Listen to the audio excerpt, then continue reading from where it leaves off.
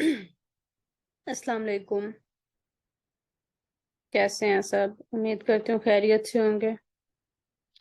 आज हमारे पास calculus S M Yusuf का जो है वो 5 चैप्टर है। इसको हम रीड आउट करेंगे और इसके जो कंसेप्ट्स हैं वो हम समझेंगे। ठीक है। कल हमने पढ़ा था techniques of integration. Technique integration जो है ना वो एक्चुअली आपको पता है एंटी डेरिवेटिव है हमारे पास। ठीक है। तो इंटीग्रेशन में हमारे पास दो चीजें आ जाती हैं, एक डेफिनेट इंटीग्रल, एक इनडेफिनेट इंटीग्रल। जिसमें हमारे पास लिमिट्स ना गिवन हो, हम कांस्टेंट यूज करते हैं वहां हमारे फाइनल रिजल्ट में इंटीग्रेशन में, उसको हम बोलते हैं ये हमारे पास क्या है, ये हमारे पास इनडेफिनेट इंटीग्रल है। और जहां हमारे पास वो लिमिट्स गिवन हो वहां हम जो है वो इंटीग्रेशन की एग्जैक्ट वैल्यू फाइंड कर लेते हैं लिमिट से, उसको हम बोलते हैं डेफिनेट इंटीग्रल। ठीक है। तो इसकी हम थ्योरी रीड आउट करते हैं। The development of calculus was motivated by the attempts to solve the problems of tangent to a curve. उसको हम कहते हैं टेंजेंट प्रॉब्लम। क्या है कि कैलकुलस में जो है वो प्रॉब्लम्स आ जाती हैं टेंजेंट की, उनको हम सॉल्व करते हैं, उसको हम कहते हैं टेंजेंट प्रॉब्लम। और जहां हम एरिया की प्रॉब्लम सॉल्व करते हैं उसको हम कहते हैं एरिया प्रॉब्लम। ठीक है। टेंजेंट प्रॉब्लम और area problem. In chapter 2, we have seen how the derivative can be used in the solution of tangent problem. हमने वहां पे क्या किया, उन्होंने कहा टेंजेंट प्रॉब्लम को हमने सोल्व किया। कैसे सोल्व किया? टेंजेंट प्रॉब्लम को हमने सोल्व किया डेरिवेटिव से। The definite integral deals with the area problem. और जो डेफिनेट इंटीग्रल है वो किसको डील करता है? एरिया प्रॉब्लम को। ठीक है। जहां पे हम टेंजेंट प्रॉब्लम सोल्व करें जिससे वहां हमारे पास डेरिवेटिव यूज होता है, और जहां हम एरिया प्रॉब्लम सोल्व करें उसको हम कहते हैं ये हमारे पास क्या है, ये हमारे पास डेफिनेट इंटीग्रल है। ठीक है। अब आपको साथ साथ ये भी बताती चलूं, जब हम किसी भी कर्व का किसी दो बाउंड्री पॉइंट्स के दरमियान हम डेफिनेट इंटीग्रल लेते हैं तो एक्चुअली वो डेफिनेट इंटीग्रल उस दो पॉइंट्स के दरमियान उस कर्व के एरिया को डिफाइन करता है। ठीक है।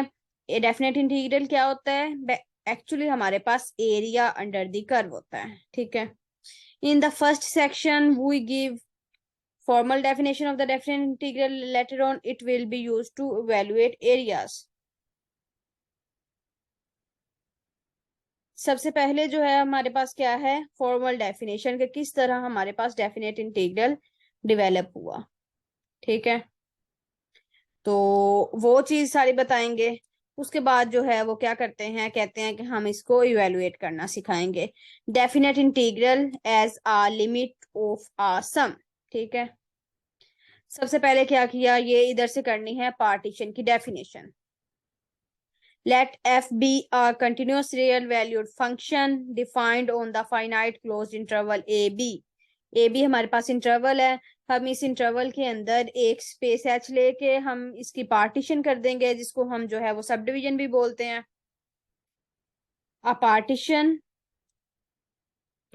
और sub division p of ab is a finite set of points. ये जो हमारे पास हमने जो है ए बी, लेट्स सपोज आप एक्स नोट को क्या बोले, ए, और एक्स एन को ये इधर इन्होंने लिखा, ये देखिए एक्स नोट ए है और एक्स एन जो है वो बी है। उसके अंदर हमने पॉइंट्स इस तरह इंट्रोड्यूस करवाए हैं कि वो points x naught less than x one है, less than x two, less than up to so on, less than x minus one है। ठीक है। तो ये रिलेशन बना के हमने एक इंटरवल ए बी हमारे पास है, उसके अंदर पॉइंट्स इंट्रोड्यूस करवाए हैं, जिसको हमने बोला है ये हमारे इंटरवल ए बी की क्या है, पार्टीशन है। तो ये हमारे पास हो गई पार्टीशन की डेफिनेशन। नेक्स्ट जो है वो क्या है, द आर्थ सब इंटरवल। कोई भी सब इंटरवल लिया इसमें से, ये देखे ना इतने सब इंटरवल बन रहे हैं, ये भी सब इंटरवल है इसका, ये भी सब इंटरवल है, ये x n minus one x n, ये भी जो है ये भी हमारे पास क्या है, सब इंटरवल है। हमने इसमें से कोई भी एक सब इंटरवल पिक किया, उसको हमने बताया है कि ये हमारे पास क्या है, ये हमारे पास आर्थ सब इंटरवल है। एंड इट्स लेंथ आपको पता है उसकी लेंथ क्या आएगी, लेंथ किसी भी इंटरवल की फाइंड करते हैं तो हायर जो बाउंड्री पॉइंट होता है ना, जैसे इधर एक्स आर है, उसमें से लोअर बाउंड्री पॉइंट को माइनस करते हैं, तो उसका हम जो है वो मोड भी ले सकते हैं अगर हमारे पास नेगेटिव है, क्योंकि लेंथ जो है हम ऑलवेज पॉजिटिव लेते हैं। ठीक है, तो कोई भी एक इंटरवल पिक किया, उसको हमने नाम दिया ये आर्थ सब इंटरवल है, उसकी हमने लेंथ ली। Will both be denoted by del x r, जिसको हम डिनोट करते हैं किससे, डेल एक्स आर से। और इसका जो हम क्या करते हैं, द नॉर्म और मैश ऑफ पी, इसके जितने भी सब इंटरवल बनेंगे। एक्चुअली बात क्या है ये देखें इधर से एक बार फिर, ये हमने क्या लिया, हमने ये लिया एक इंटरवल, हमने बना ली उसकी पार्टीशन। पार्टीशन उसकी बनाई इस तरह कि उसमें ये रिलेशन डेवलप होगा, हर आने वाला पॉइंट पिछले पॉइंट से होगा बड़ा। ठीक है, ये रिलेशन बना लिया। उसके बाद हमने क्या कहा, हमारे पास इस तरह जो है वो छोटे छोटे सब इंटरवल बन गए। x0 से x1 तक भी एक इंटरवल है, x1 से x2 तक भी एक इंटरवल है, x2 से x3 तक भी इंटरवल है। ये सारे हमारे पास सब इंटरवल बन गए। हमने इस सब इंटरवल की जो है वो क्या फाइंड कर लेनी है, हमने इस सब जो ये सारे इंटरवल है ना हमारे पास, इनकी हमने फाइंड कर लेनी है लेंथ। ये चीज ये जो है इन सब की हमने फाइंड कर लेनी है लेंथ इस तरह। मतलब x2 की सबसे पहले हम लेंथ फाइंड करेंगे, वो क्या है इसकी, x1 माइनस एक्स नोट आ जाएगी, इसकी करेंगे तो x2 माइनस x1 आ जाएगी। सारे जितने भी interval up to so on, इस तक पहुंचते पहुंचते जितने भी इंटरवल आएंगे हमने उसकी कर लेनी है सबकी लेंथ फाइंड।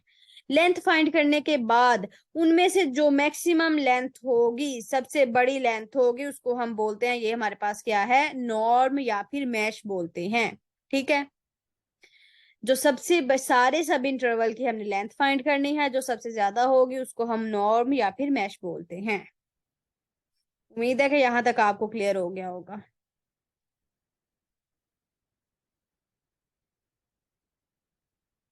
अब इन्होंने कहा है, क्या कहा है, लेंथ फाइंड करने के बाद ये हमारे पास पॉइंट्स हैं, इंटरवल है, ये एक्सप्रेशन हमारे पास कुछ इस तरह बनता है। हम इसको आगे करते हैं, इसको हम बोलते हैं रायमंड सम। हम क्या करते हैं, हम पॉइंट्स का जो डिस्टेंस नॉर्म है वो सब सारे पॉइंट्स के साथ मल्टीप्लाई करते हैं। ठीक है, मल्टीप्लाई करने के बाद हमने उसको समीशन की फॉर्म में लिखा, इसको हमने एक फॉर्मूला की फॉर्म में डेल एक्स आर लिख दिया। तो ये हमारे पास जो इस तरह हम ये फॉर्मूला बना के इसको पैकअप कर देते हैं समीशन की फॉर्म में, इसको हम बोलते हैं रायमंड सम। ठीक है, ये हमारे पास रायमंड सम का इधर कंसेप्ट है बट डेफिनेशन नहीं है। ठीक है, of f corresponding to the partition. और एक्चुअली ये जो चीज है ना, ये वाली, ये जो हमने रायमंड सम जिसको हमने रायमंड सम बोला है, ये एक्चुअली हमारे पास डेफिनेट इंटीग्रल है। ठीक है, ये फॉर्मल डेफिनेशन है किसकी,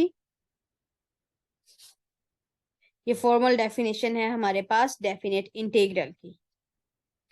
तो ये हमने बना ली, हमने क्या किया, प्रोसेस वही है। ये सारा डेफिनेट इंटीग्रल का जो प्रोसेस है ना, ये रायमंड सम का, ये हमारे पास न्यूमेरिकल एनालिसिस में भी यूज होता है। आपको याद होगा इसी तरह का सेम इसी तरह का ट्रेपेजॉइडल रूल का फॉर्मूला होता है, इसी तरह का हमारे पास जो होता है वो सिम्पसन रूल का फॉर्मूला होता है, और इस चैप्टर में ये रूल्स आगे आएंगे। is called the Riemann sum of f corresponding to the partition P of AB. We denote this sum, इसको हम क्या कहते हैं, S of PF. The limit of S of PF if it exists as the number subinterval associated with the partition tends to, ये जो distance है उन्होंने कहा जितने ज्यादा हम, एक्चुअली इसमें जब हमारे पास एग्जैक्ट वैल्यू नहीं आती रायमंड सम में, ठीक है, रायमंड सम में हमारे पास एग्जैक्ट वैल्यू नहीं आती, लेकिन अगर हम इस डेल एक्स आर को बोलें, ये हमारे पास क्या है, ये छोटे से छोटा होता जाए, इसका मतलब जो है वो जीरो को अप्रोच करे। ठीक है, ये जो डेल एक्स आर हमने लिया है, ये छोटे से छोटा जब होगा, जितने इंटरवल, अगर हमने दूसरे लफ्जों में अल्टरनेटिवली बात करें, ये इंटरवल जो हमने किए ना, जितना हमारा, एक मिनट इधर आए, ये देखें,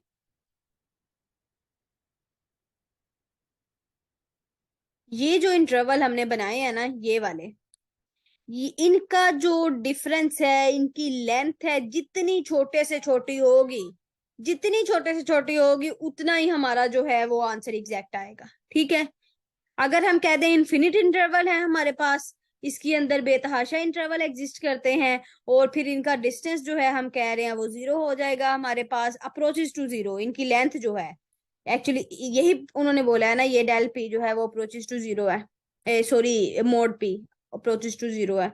तो इसका मतलब है इन्फिनिट इंटरवल एग्जिस्ट करेंगे, इन्फिनिट इंटरवल एग्जिस्ट करेंगे तो ये हमें क्या है, एग्जैक्ट वैल्यू देगा। सिंबॉलिकली इसको जो है वो इस तरह लिखते हैं, ये हम सबको पता है।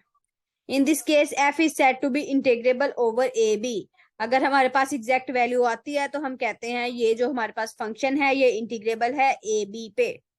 The numbers a and b are called lower bound and upper bound, या फिर इनको हम लिमिट्स ऑफ इंटीग्रेशन भी बोलते हैं। अगर अलग अलग बात करें तो हम इनको कहते हैं ये अपर लिमिट ऑफ इंटीग्रेशन, ये और दूसरी जो है वो लोअर लिमिट ऑफ इंटीग्रेशन, ठीक है। It is not our aim to investigate here which type of function are integrable. ये जो है उन्होंने कहा है, हम इधर बात नहीं करते कि हमारे पास जो है वो कौन कौन से फंक्शन इंटीग्रेबल हैं कौन से नहीं हैं, क्योंकि ये बात बहुत दूर निकल जाती है, ठीक है। अगर ये चीज शुरू हो जाए तो ये कंप्लीट न्यू सब्जेक्ट है, जिसमें ये बात बताई जाती है कि कौन से फंक्शन इंटीग्रेबल हैं कौन से नहीं। सिंपल जो डेफिनेट इंटीग्रल है ना, डेफिनेट इंटीग्रल में हमारे पास ऐसे फंक्शन इंटीग्रेबल होते हैं जो कंटिन्यूअस हो। सिंपल डेफिनेट इंटीग्रल के बाद आगे जो है वो रामन इंटीग्रल आ जाते हैं, रामन सम आ जाता है। फिर उसके बाद वो एक और है, मेरे जहन में नहीं आ रहा, लेबस के इंटीग्रेबल, उस पर डिसकंटिन्यूटी भी आए फिर भी फंक्शन इंटीग्रेबल होता है। तो ये शायद हम थोड़ा बहुत मैं ये थ्योरी में स्टडी करें, तो क्योंकि आपको पता है 2022 में मैं ये थ्योरी के 2-3 एमसीक्यूज आए हैं, तो इंशाल्लाह हम इस सब्जेक्ट को भी पढ़ेंगे, पहले हमने नहीं पढ़ा हुआ। तो लास्ट पे हमारे पास टाइम बचना है, पहले हमारे मेन सब्जेक्ट सारे कंप्लीट हो जाएं, तो फिर हम इस सब्जेक्ट को भी स्टडी करेंगे इंशाल्लाह। तो उन्होंने कहा है कि हम इस चीज से अभी क्या है, इस चीज को नहीं देख रहे कि कौन से फंक्शन इंटीग्रेबल है, हमने सिर्फ इधर ये सपोज करके चलना है कि जो भी फंक्शन हमारे पास इंटीग्रेबल है वो कंटिन्यूअस है, उसमें कहीं भी डिसकंटिन्यूटी जो है वो अकर नहीं करती, ठीक है। तो थ्योरम देखें 5.2 theorem, if a function f is continuous on a finite closed interval then it is integrable। Simple आपने मैंने आपको बता दिया पहले ही, ये चीज याद रखनी है, जिस फंक्शन को हम इंटीग्रेट कर रहे हैं वो क्या है, वो कंटिन्यूअस है। यही थ्योरम है कि फंक्शन कंटिन्यूअस है क्लोज्ड इंटरवल पे, तो इसका मतलब वो उस क्लोज्ड इंटरवल पे इंटीग्रेबल भी है। यही थ्योरम किसका था, यही थ्योरम आपने डिफरेंशिएबिलिटी में पढ़ा था, फंक्शन कंटिन्यूअस हो तो वो क्या होता है, फंक्शन डिफरेंशिएबल हो तो वो कंटिन्यूअस होता है, ठीक है। इस उसमें थोड़ा उलट था, फंक्शन डिफरेंशिएबल हो तो हम कह सकते हैं कि वो क्या है, कंटिन्यूअस है, लेकिन अगर कंटिन्यूअस हो तो हम कह नहीं सकते कि वो डिफरेंशिएबल भी है। अब इस थ्योरम को देखें तो इसमें इन्होंने लिखा है, अगर हमें पहले पता चल जाए कि फंक्शन कंटिन्यूअस है तो हम कह सकते हैं कि ये इंटीग्रेबल है, हम इसको इंटीग्रेट कर सकते हैं।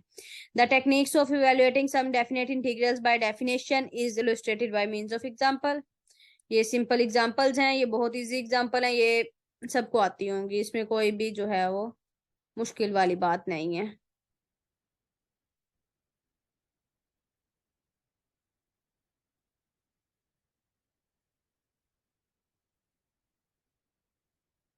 Evaluation of limit of a some,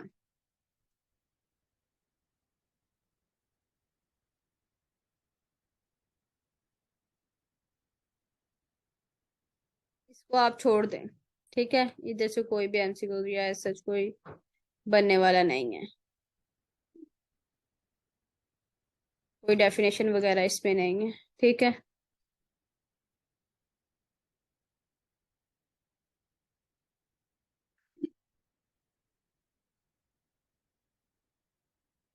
exercise 5.1, next हमारे पास होता है इवेलुएशन ऑफ डेफिनेट इंटीग्रल्स। यहाँ से जो है वो पहले उसकी डेफिनेशन वगैरह थी, क्लियर था, ठीक है। अब जो है वो इवेलुएट करना बताएंगे। आपको पता है इवेलुएशन इंटीग्रेशन के सारे रूल्स वही हैं जो हमने पहले पढ़ लिए हैं, चैप्टर 4 में पढ़ लिया हमने, चैप्टर 3 में पढ़ लिए हैं एफएससी में, तो रूल्स तो सारे वही हैं। अब डेफिनेट इंटीग्रल के कुछ रूल्स हैं वो बताए जाएंगे इधर। इन्होंने कहा है as seen in the last section the evaluation of definite integrals by definition is quite complicated. अगर हम उन्होंने कहा है कि हम किसी भी फंक्शन को बाय डेफिनेशन का मतलब रायमन सम से उसके जो है वो सब इंटरवल बनाएं, पहले उसकी उनकी लेंथ लें, उनका मैक्सिमम लें, उसके बाद फॉर्मूला लगाएं, उसका समीशन लें। ये सारी चीज उन्होंने कहा है कि क्या है, बहुत कॉम्प्लिकेटेड है और टाइम कंज्यूमिंग है। ठीक है, तो कुछ रूल्स हैं हमारे पास, हम उनको यूज करते हुए क्या करेंगे, अपने डेफिनेट इंटीग्रल को इवेलुएट करेंगे। ये देखें 5.4 theorem, the fundamental theorem of integral calculus. By name आपने ये थ्योरम याद करना है कि इंटीग्रल कैलकुलस का फंडामेंटल थ्योरम कौन सा है। वैसे सिंपल इनको फंडामेंटल थ्योरम ऑफ कैलकुलस भी बोलते हैं। If a function f is continuous on a b, सबसे पहले तो कंडीशन हो गई इंटेग्रेबिलिटी के लिए कंटिन्यूटी लाजमी कंडीशन है। ठीक है, जिस इंटरवल पे हम जो है ये इंटरवल ए बी है ना, इस पे इसको इंटीग्रेट कर रहे हैं, तो हम ये मान के इंटीग्रेट कर रहे हैं कि यहाँ पे जो है इस पूरे इंटरवल पे हमारा फंक्शन कंटिन्यूअस है।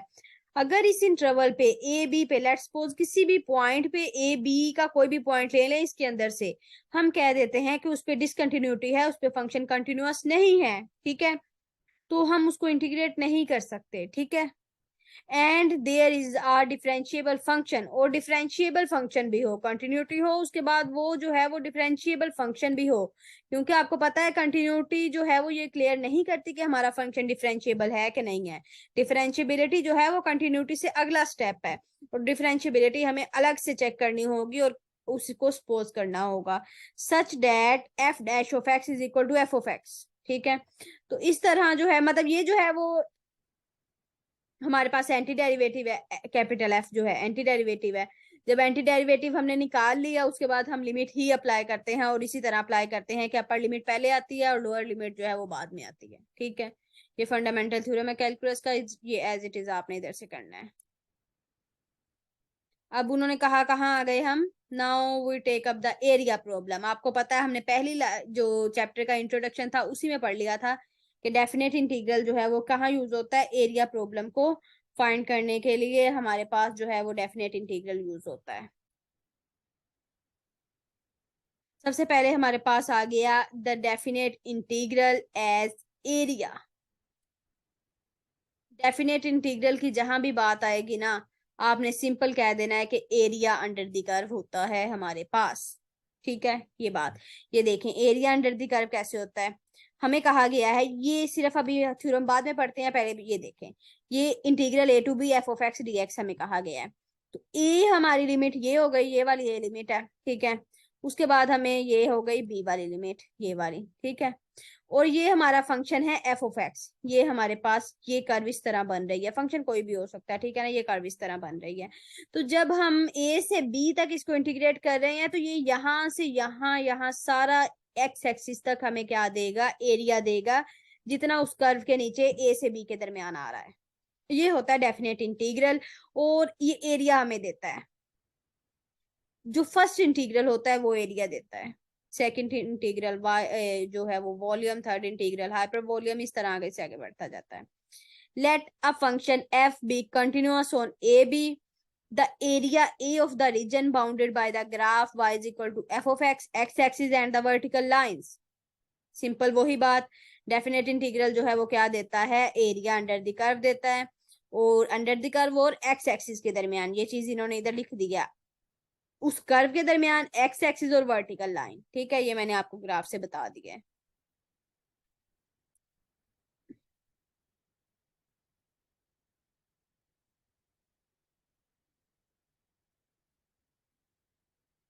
ये जो है यहाँ तक इसका प्रूव है, यहाँ तक किसी को कोई क्वेश्चन है तो वो पूछ सकता है।